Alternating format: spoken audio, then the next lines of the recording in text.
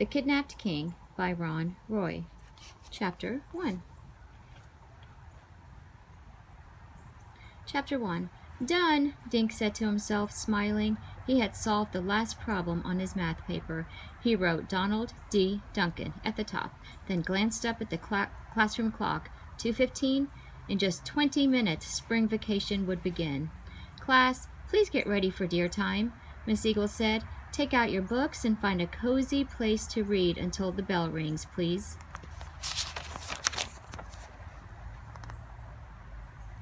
Deer stood for drop everything and read. This was Dink's favorite time of day. Dink was reading Kidnapped by Robert Louis Stevenson. He had seen the movie, but he still loved the story. He took the book to the reading corner and flopped into a beanbag chair. Josh and Ruth Rose joined him, sprawling on the carpet with their books. The classroom grew quiet except for the clocks ticking and the sound of pages being turned. Suddenly, the room phone rang. Miss Eagle answered it, then walked to the reading corner. Dink, she said quietly, you're wanted in Mr. Dillon's office. Josh grinned at Dink and raised his eyebrows. You're in trouble, he said. Mr. Dillon wants me? Dink asked. Why? Miss Eagle shrugged. Hurry back, she whispered. Dink put down his book and left the room, walking down the hall quietly. Dink tried to figure out what the principal wanted to see him. He couldn't think of anything he'd done wrong. Outside Mr. Dillon's office, Dink took a deep breath, then walked in. Miss Waters, the principal's secretary, was sitting at her desk outside his door. She smiled. Hi, Donald. You can go right in, and don't look so scared, she said. Mr. Dillon doesn't eat children. Dink grinned, then opened the door to Mr. Dillon's office. The first person he saw was his mother. She patted the empty chair next to hers, and Dink slid into it. There were 3 other people in the room. Mr. Dillon, a woman with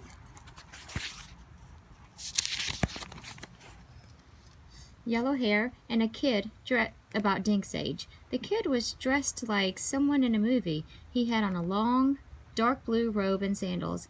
Hi, Donald, Mr. Dillon said. Mr. Dillon was shaped like a football. His hair was cut short, and his eyeglasses gleamed under the lights. Let me introduce my guest, he said. He nodded at the woman with yellow hair. This is Miss Joan Clinker. And this, he added, smiling at the boy, is Sammy Ben Oz. Dink mumbled, hi, then stared at the boy. He was about Dink's size and had black hair and dark skin. His eyes were the color of honey. Sammy is from Kostra, Mr. Dillon said, a small island country in the Indian Ocean. He came to the United States to learn English. I already speak English, the boy said. He had a soft voice and an accent.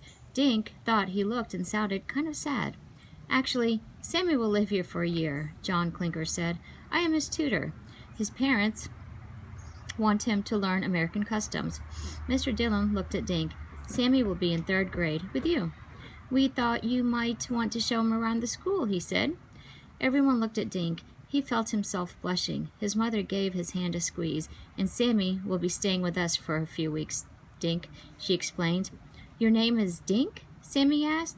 Dink nodded at the boy. Dink, Sammy repeated. That rhymes with think and pink and stink.